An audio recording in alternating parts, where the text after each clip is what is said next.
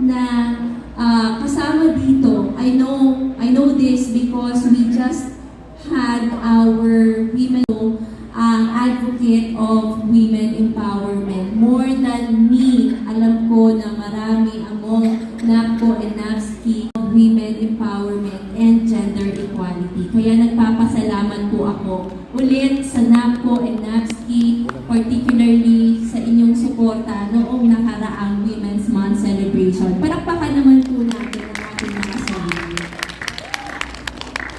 Alam ko po na ang gender equality ay isang mahalagang adhikain na nagbibigay ng pantay na oportunidad, boses at respeto sa bawat isa.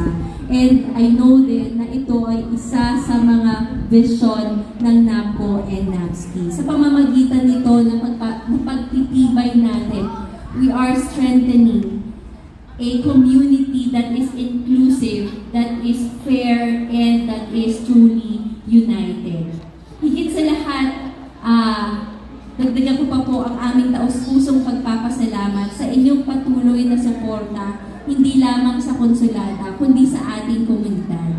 Sa kabila ng mga pagsubok at pagbabago na nararanasan natin ngayon, nananatili kayong matatag at nagkakaisa. And I believe this is one of the things that the Philippine Consulate General is grateful for the Filipino community organizations. Kasi kung wala yung ating mga Filipino community organizations, parang napakalungkot na nandito, kung kanya-kanya lang tayo, kung wala tayong mga grupo na nagsusuporta sa isa't isa, parang mahirap yung buhay OFW. Di ba po? Tama po ba? Tama ang po. Source ng kasiyahan natin, ang source ng strength natin is yung mga kasamahan natin.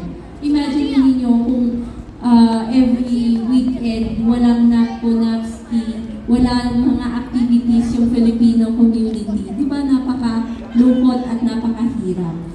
Ang inyong malasakit at pagtutulungan sa isa't isa ay nagsisilbing higit ng lakas, hindi lamang ng inyong organization, kundi ng Filipino community as a whole.